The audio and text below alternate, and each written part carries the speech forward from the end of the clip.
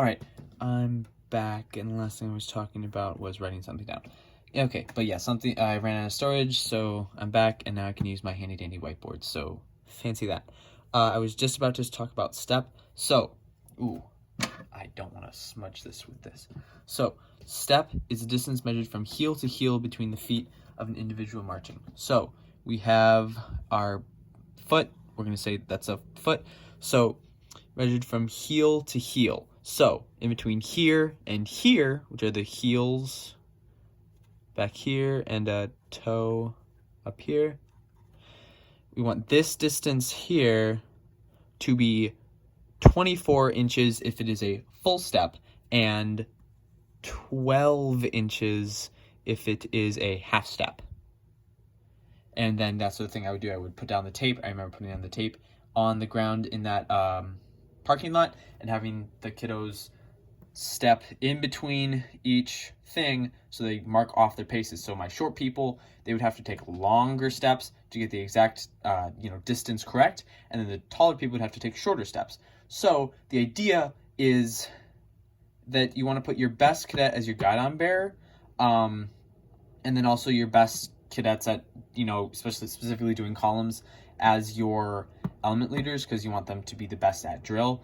Because a trap you could fall into is I'm gonna put my shortest people as these four positions because they're gonna have the shortest legs, which at one time I fell into, and then I was like, oh wait, no, that's dumb. I'm not gonna do that. So not gonna do that. But because life happens, Murphy's Law, these four people might not be your shortest people, or they could indeed be your tallest people. Like I remember having a few cadets that were, a head and shoulders above me, and they were these top people, and they had giant steps compared to my much shorter people who were back here and were struggling just to keep up. So this will help them figure out that, hey, we need to get to a 24-inch step, or if for those really short people, if they can't even do 24 inches, then we have to accommodate them, because that's life. So do an even shorter step to accommodate them. Yeah, specifically to get the short and tall people to figure each other out, and then the people with a comparatively average step, so they can be like, okay, this is what I need to adjust to get to exactly a 24, or whatever it is for the flight in question. Heel to heel.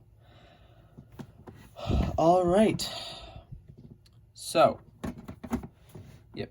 As carries a drill. So yeah, we want to start at more simple positions and and go on to the more difficult ones. Until there's hundreds of people out there. So yeah, starting with the basic stuff of left, right face, saluting, etc. And little bunny trail on there, saluting. The hand salute, some people can be a bit of an special you know what I mean, about, I gotta get a better word for that, about being, so you're supposed to do the hand salute, you're supposed to bring it up and bring it down in accordance to the time that they say. You see, hand salute, so it's like 2 seconds, you wait 2 seconds and go up. But so hand salute is just a training tool for teaching people how to actually salute. So if you want to just imprint discipline into your people, sure, that's a good way to do it, of them checking the time and doing it all together, etc. It's great for that type of stuff. However, that can get a bit annoying, especially have more important things to deal with, like figuring out how to do a column, etc. So just, that's a training tool. I wouldn't worry too much about how to do a hand salute perfectly, because it's a training tool for doing an actual salute. Right. So yes, this is another big thing of mine that I attribute to my take care of your people philosophy, which for some reason has just kind of evaporated from my brain in the past few weeks, especially when I was getting to be like, oh hey, I'm back in CAPP, I should introduce myself to Chief Mauro and be like, mottos, whatever. So when teaching drill, always place the flight at ease. That is a obvious thing to me, at least, so it's just thing that I need to have done. So that they can pay better attention to the instruction and see the demonstrations, etc. And then a flight should only be A flight should be at attention only when required to execute drill movements and for short periods of informations. Never leave a flight standing at attention if they can be at ease or rest. Just very important. Like, I'll even do it if, like, I just need to, whisper something for, like, 10 seconds to someone. There's no reason to stand at attention any longer than need be. I mean, if it would just be annoying to do it and you really just have 10 seconds, it just is a really 10-second thing. I mean, heck, that's your prerogative. But unless, it's, unless it's a really small thing, I would put them at ease. There's no reason to stand at attention. Like, we stand at attention for a long time, all the times during, like, inspections or, or like standing at parade rest for a long time on the parade field, etc. Or during formation, you stand at attention a long time. So, good at those times. But otherwise, especially when you're in a more relaxed environment, no reason to. Especially if you're going on the edge of using standing attention as a punishment, because that is hazing and that's a no-no. 6-step method. I'm not a big fan of it. You can use it if you want. There's like a thing for it, drill instructions sheet, but I'm not a fan of it myself. But I did take some notes around it, and it's good to, when you're teaching, go in the 3 areas of visual, auditory, and kinesthetic, but doing it. So you show them the movement with a demonstrator, you tell them about the movement, and you do the movement. And even I would like to, when possible, use my whiteboard to teach about it, etc. Yep, okay. Okie dokie. Using a demonstrator, that's great. And you want to have the demonstrator know what they're doing, ideally, because a lot of times you're just like, hey, Sergeant, Chief, Sir, whatever, would you come and demonstrate this for me? And it's kind of da-ba-da-ba-da. But it'd be much smoother if you've practiced it before, so you know exactly what you're going to do. That's ideally, life happens, but, ideally, like research what you're going to do.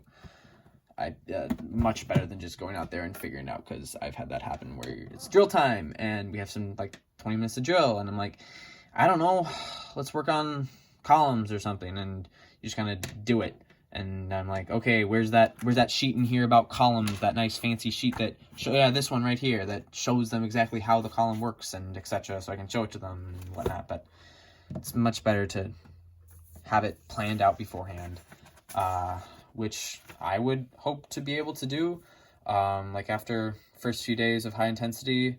Ideally, if I can get you, Mauro, up to speed to the point where you're just, clicking on all cylinders, and I can, take the mental time to plan out what we're going to do, and then, tell you what I want you to teach them, or, I teach them part of it, etc., while you, mentally rehearse it, whatever, take a break mentally. That'd be ideal. Ideally, you can get to that point. But in my experience, it generally doesn't happen until about end of the week, which is always annoying. So the quicker you and I can get to, we're clicking on all cylinders, I'm able to think about, okay, this is the next thing we're going to do, and this is how I want this drill time to go, etc. That's ideal. So the better we can get, quicker we can get to that point, the better. And, obviously it'll just take some time. We have to be in person, etc. But that's the idea, because the more in sync we are, the more, working according to the encampment's command intent, squadron commander's command intent, my command intent, the better we're going to do. The better we'll be able to do for our kiddos or cadets, whatever. And next thing in here, last little bit of chapter 1, intensity. So intensity describes the relative level of task focus provided by immediate supervisors in our cadet program. It's a really good definition. I know we had, we all kind of did our own thing for the application for photo encampment, but that is a great one. Especially even though it kind of uses the word in the definition, but no, it doesn't. Relative level of task focused, yeah. But yeah, we're gonna have a bit of that in the required staff training RST. Talk about intensity. It's good. Alrighty, gonna stop this and then go on to chapter 2.